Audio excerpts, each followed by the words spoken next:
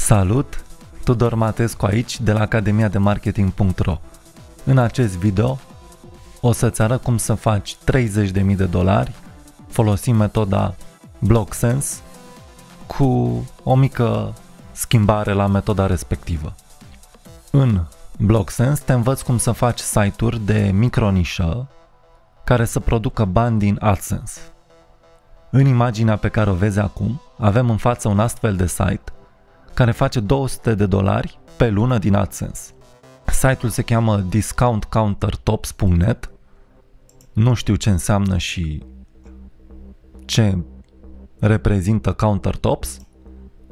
În orice caz, ceva din domeniul construcțiilor, precum se vede din pozele alăturate. Acesta este site-ul, da? Un site simplu, un articol măricel. Reclama AdSense o vezi aici, implementată și aici și aici. Aici sunt mai multe articole.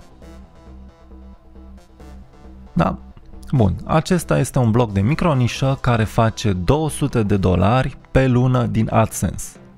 Pe flippa.com, vezi URL-ul aici sus, se pot vinde astfel de site-uri. Acest site, în momentul de față, are potențialul de a se vinde cu $2.700. Probabil se va vinde cu $3.000, sunt 41 de biduri în acest moment, deci 41 de licitații.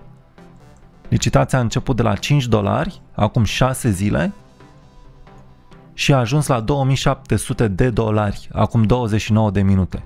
Și din câte știu, sigur poate să ajungă la $3.000. Deci, precum observi, un site mic, de micronișă, făcut cu metoda BlockSense, poate fi vândut cu $2.700 odată ce a obținut un venit pe lună. Dacă faci astfel de 10 site-uri, le lași să crească în 6 luni, le vinzi, poți să faci $30.000. Asta este tot ce am vrut să-ți arăt.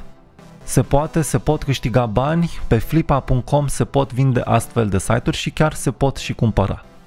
Îți urez succes și sper să aplici BlockSense în afacerea ta pentru a produce bani. Te salut!